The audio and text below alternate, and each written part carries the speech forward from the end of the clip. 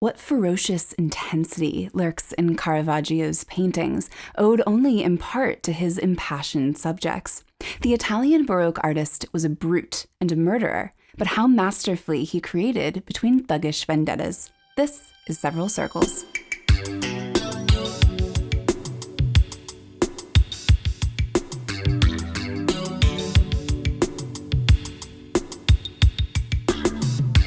Piousness, pleasure, fury, and death, the kind that gets your hands dirty. Caravaggio's paintings hold an unsparing realness, well suited to the time and manner in which he lived. There's a word in Italian, sottobosco, meaning undergrowth, and in art, it refers to a subgenre of still lifes depicting the plants, fungi, and creepy crawlies that inhabit the forest floor, the life that thrives in darkness. Creatures of the sottobosco lurk in some of Caravaggio's most exquisite paintings. The baby Jesus tramples a snake with his bare foot, a symbol of his triumph over sin, and an otherwise pleasant composition is disrupted by a pesky lizard. Caravaggio wasn't a painter of the sottobosco, but in a way, he embodied its sentiment, to pursue what lies beneath. Caravaggio likewise thrived in darkness, prowling the streets accompanied by his trusty, unlicensed sword and a band of unsavory associates itching for a back-alley brawl. And when he painted, he treated the mythological and the divine with a raw, contemporary grit. He used beggars, hustlers, servants, and prostitutes as his models for saints and deities, omitting neither dirty foot nor nail to honor his subjects exactly as they were. Because life is not always pristine. No one knew that better than Caravaggio. He was born Michelangelo Merisi in 1571, most likely in the northern Italian town of Caravaggio. His father was a respected builder with a workshop in nearby Milan, and his mother hailed from a landowning family. A resurgence of the bubonic plague killed them both when Caravaggio was still a child. He would seek camaraderie in similarly disenfranchised characters for the rest of his short life, and purportedly lived by the motto, nec spe, nec metu, which is Latin for without hope, without fear. A surviving contract from 1584 reveals that Caravaggio apprenticed to the Mannerist painter Simone Pietrasano, a supposed former student of the illustrious Venetian artist Titian. Pietrasano's studio was in Milan, so the young, maybe 12-year-old Caravaggio will have ventured to the city in search of work. But he was dangerously quarrelsome even back then, and after injuring a police officer in a fight, he fled down the boot to Rome in 1592. His first few years in the Eternal City were unglamorous at best. He worked as an assistant to various minor artists who barely paid or fed him, before securing a lowly position painting ornamental flora for Giuseppe Cesari, a personal favorite of the reigning Pope Clement VIII. Caravaggio must have simultaneously maintained his own practice, painting portraits which he peddled on the streets. It seems that he fell seriously ill circa 1593, as illustrated in his presumed self-portrait, Young, Sick Bacchus.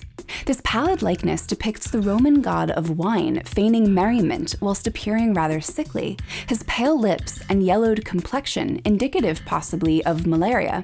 Caravaggio probably made this painting to advertise the range of his talent, but the discomfort elicited by Bacchus's apparent suffering may be the strongest testament to his skill. It also showcases Caravaggio's philosophy as an artist. Surely he could have taken creative license to make Bacchus look vigorous and vital, but he chose to paint the ugly truth of his condition instead. Caravaggio eventually parted ways with Cesari to focus on his own output. He had befriended a circle of young artists, including the more established Prospero Orsi and Mario Meniti, who would become one of Caravaggio's principal models, as well as his suspected lover. But it was one Cardinal Francesco Maria del Monte who, in 1595, gave Caravaggio his big break. Determined to make Caravaggio a star, the cardinal set him up with a steady place to live and work, and when the commissions started pouring in, Caravaggio did not disappoint. Even his early paintings possess a theatrical entertainment value, deep psychological complexity, and exceptional attention to detail. Caravaggio was so detail-oriented that he popularized the still life as its own worthy genre. In Italy, the still life had been largely disregarded as decorative garnish until he arrived on the scene, and his portraits rendered the human form with an honesty that he certainly didn't apply to his personal conduct.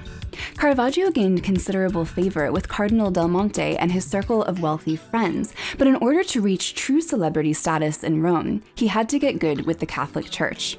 Caravaggio's rejection of earlier Renaissance idealism wound up serving him well in this endeavor.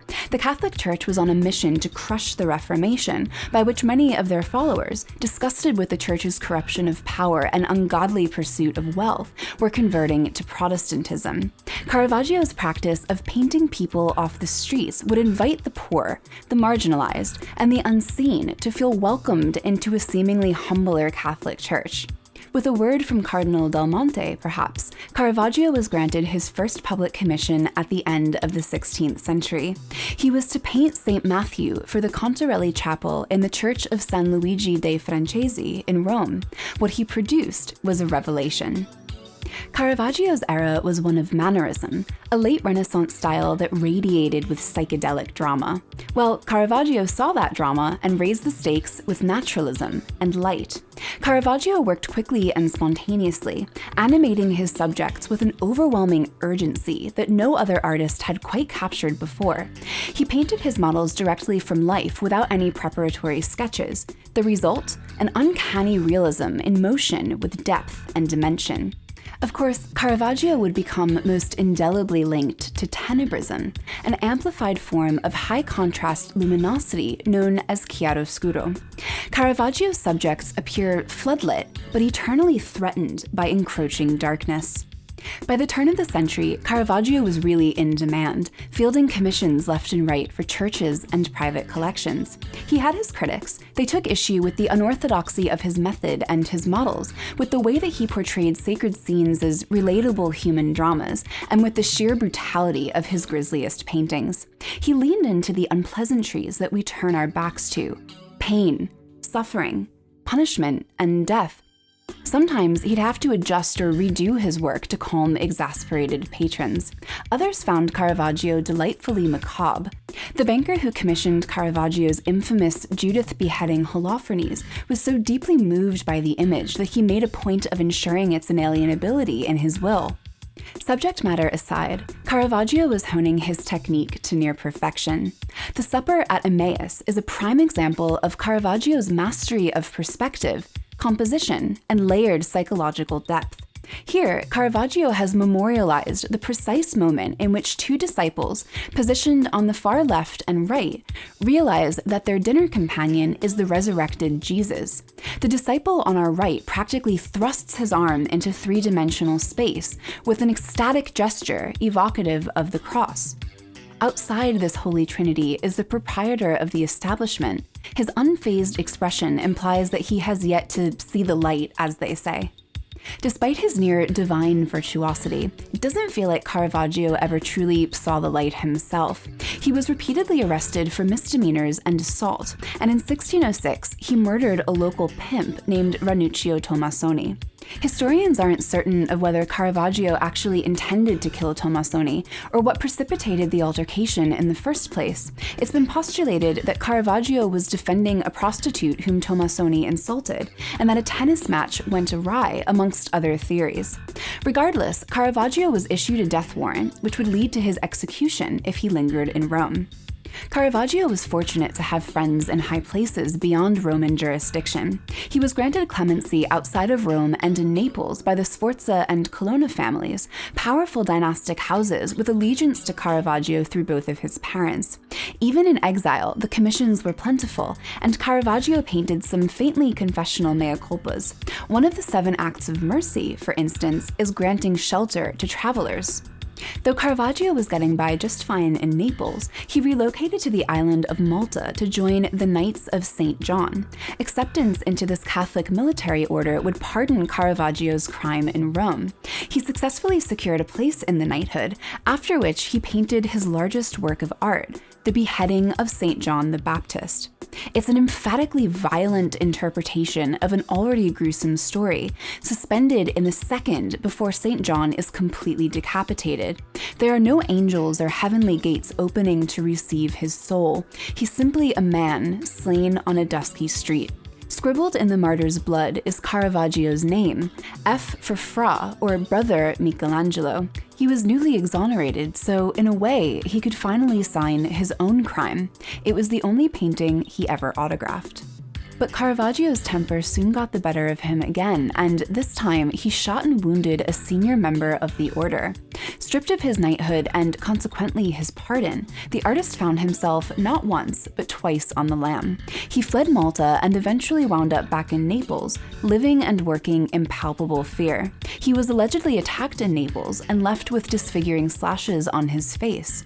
His late works are dark, desperate, and anxious, his compositions suffocating. He drags his subjects even closer to the fore, with nowhere to go and nowhere to hide. His final painting immortalizes the chilling instant in which a soldier, having just mortally stabbed a holy woman, registers the gravity of what he's done. The martyrdom of St. Ursula is almost completely engulfed in shadow. Caravaggio was being swallowed by the darkness. Caravaggio died in 1610 at just 38 years old. The cause is still debated. It stands to reason that he may have been murdered as an act of vengeance for one of the many people whom he'd wronged, contracted a terminal disease, or died of an infected combat wound. In 2010, scientists exhumed what they believed to be Caravaggio's bones, which contained significant lead content, the same lead that would have been used to make Caravaggio's oil paints. One of the most common symptoms of lead poisoning is heightened irritability. Caravaggio wasn't a stand-up guy per se, but he changed the course of art in his brief lifespan. He broke with convention and created with a rare intuitiveness that still prompts shock and awe today. He was so influential that there's a specific name for his disciples, Caravaggisti, and his singular aesthetic echoes in the work of Artemisia Gentileschi, his star female follower with quite a story herself, as well as Rembrandt van Rijn, Peter Paul Rubens, Diego Velázquez, and countless others. Even Martin Scorsese has cited Caravaggio as a notable influence on his cinematography, and as the greats tend to do, he continues to resonate in contemporary visual culture. In 2014, a long-lost second iteration of Judith beheading Holofernes was discovered in a French attic, attributed to Caravaggio circa 1607 and estimated at 100 million euros. The Louvre considered purchasing the painting but ultimately declined to obliterate their acquisition budget with one purchase, so the painting was to be auctioned off for as much as 150 million euros, about $170 million in 2019, but it never made it to the auction block. It was privately sold for an undisclosed and unrefusable amount. Rumor has it that we'll see the painting on view at a major museum in the future. Thanks for watching Several Circles. Don't forget to subscribe for more videos about the lives and work of extraordinary artists from across history and the present day.